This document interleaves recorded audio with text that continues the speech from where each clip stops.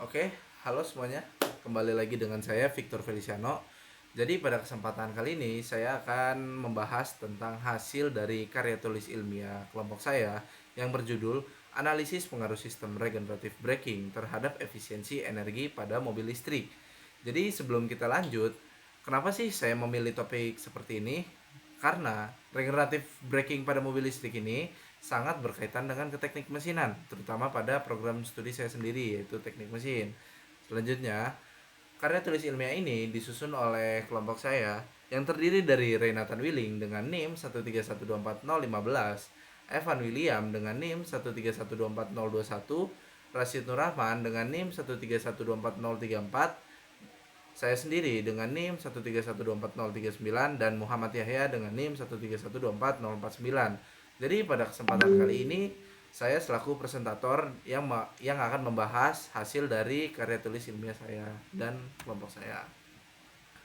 Oke, selanjutnya kita akan membahas tentang pendahuluan. Jadi yang pertama itu ada latar belakang transisi energi, yang maksudnya di mana EV menjadi solusi untuk mengurangi ketergantungan bahan bakar fosil dan menekan emisi karbon. Tantangan utamanya adalah pengelolaan konsumsi baterai agar jarak tempuh kendaraan semakin panjang.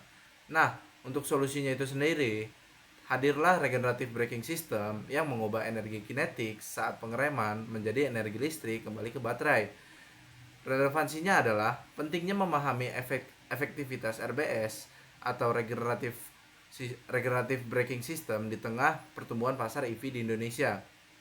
Nah, tujuan penulisan karya tulis ilmiah kami adalah menjelaskan prinsip kerja regenerative braking, yang dimana maksudnya membahas mekanisme dan peran sistem dalam tenaga mobil listrik. Yang kedua, menganalisis peningkatan efisiensi energi. Maksudnya adalah mengkaji kontribusi regenerative braking terhadap penghematan energi kendaraan listrik. Dan yang terakhir, mengidentifikasi faktor yang mempengaruhi kinerja sistem. Yang maksudnya di mana menentukan variabel dan kondisi agar performa regenerative braking dapat dioptimalkan. Selanjutnya kita akan membahas rumusan masalah yang terdiri menjadi 3 bagian. Yang pertama, bagaimana prinsip kerja RBS dalam konversi energi kinetik menjadi energi listrik. Yang kedua, seberapa besar pengaruh RBS terhadap efisiensi energi total. Dan yang terakhir, faktor apa sih yang mempengaruhi RBS dalam berkendara. Nah, ruang lingkup kajian kami juga terdiri menjadi 3 bagian, yaitu efisiensi pemulihan energi. Maksudnya adalah seberapa besar sih energi kinetik yang berhasil diubah kembali menjadi energi listrik saat pengereman. Yang kedua, kinerja sistem kelistrikan dan baterai, yang maksudnya di mana kemampuan baterai menerima arus balik serta dampak terhadap suhu dan umur baterai. Dan yang terakhir, dinamika kendaraan dan kenyamanan pengereman, yang maksudnya kestabilan kendaraan, respon pengereman, dan kenyamanan berkendara. Selanjutnya, saya akan membahas tentang landasan teori regenerative braking. Nah, sebelum kita lanjut regenerative braking itu sendiri apa sih? Nah, regenerative braking system adalah sistem yang meningkatkan efisiensi energi dan jarak tempuh dari electrical vehicle dengan mengambil energi dalam proses pengereman untuk disimpan kembali pada baterai atau penyimpanan alternatif. Jadi maksudnya itu sendiri, si regenerative braking ini akan berfungsi ketika mobil itu beroperasi dan melakukan pengereman. Nah, dari proses pengereman itu tuh diubah menjadi energi listrik, yang energi listrik itu sendiri dihubungkan ke baterai yang dimana akan menambah daya si baterai itu sendiri. Terus komponen utama dari si regenerative braking ini sendiri ialah motor listrik, yang dimana mengubah energi kinetik kendaraan menjadi energi listrik. Yang kedua, baterai, yang dimana menyimpan energi yang dipulihkan selama pengereman. Yang ketiga, controller, mengatur proses pemulihan energi, mendistribusikan energi antara sistem regeneratif dan rem mekanis untuk memastikan keamanan dan efisiensi pengereman. Dan yang terakhir, terdapat sensor mengatur parameter operasi sistem seperti kondisi pengisian daya, baterai, dan kecepatan kendaraan. Nah, selanjutnya, dalam menyusun KTI ini, kami melakukan penelitian yang dimana metodenya itu terdapat menjadi 2, pendekatan dan pengumpulan data. Jadi maksudnya pendekatan itu, kami menyusun karya tulis ilmiah ini berdasarkan literatur yang ada. Jadi kami itu menggunakan data yang akurat. Yang kedua, kami melakukan pengumpulan data dengan melakukan kuesioner daring yang disebar kepada pengguna mobil listrik. Nah, berdasarkan kuesioner yang kami sebar, profil sampel datanya itu yaitu dari jumlah responden. Terdapat 30 orang yang berdomisili di daerah Jakarta dan Bandung. Nah, untuk pengalamannya sendiri dalam berkendara mobil listrik, 85 responden adalah pemilik atau pernah mengendarai mobil listrik secara langsung. Nah, relevansi kondisinya itu 100% responden rutin berkendara di kondisi macet. Nah, pemahaman responden terhadap regeneratif braking ini sebanyak 90% responden sudah familiar dengan teknologi ini.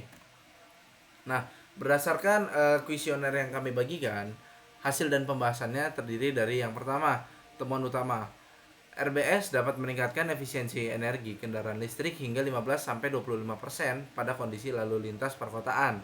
Nah, menurut para penggunanya, 60% responden setuju dengan peningkatan efisiensi energi sebanyak 15-25% dan 35% pengguna EV merasakan peningkatan efisiensi di atas 21%. Nah, faktor penentunya apa sih dalam efektif ini? Yang pertama, kondisi baterai. Kemampuan baterai menerima arus balik adalah kunci utama. Yang kedua, jenis motor listrik. Karakteristik motor menentukan efisiensi konversi.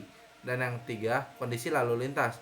80% responden setuju RBS paling efektif di kondisi macet dibandingkan saat kondisi lancar seperti jalan tol. Hal tersebut bisa terjadi karena RBS ini berfungsi ketika mobil dalam operasi itu tuh melakukan pengereman. Nah, di saat itulah RBS berguna.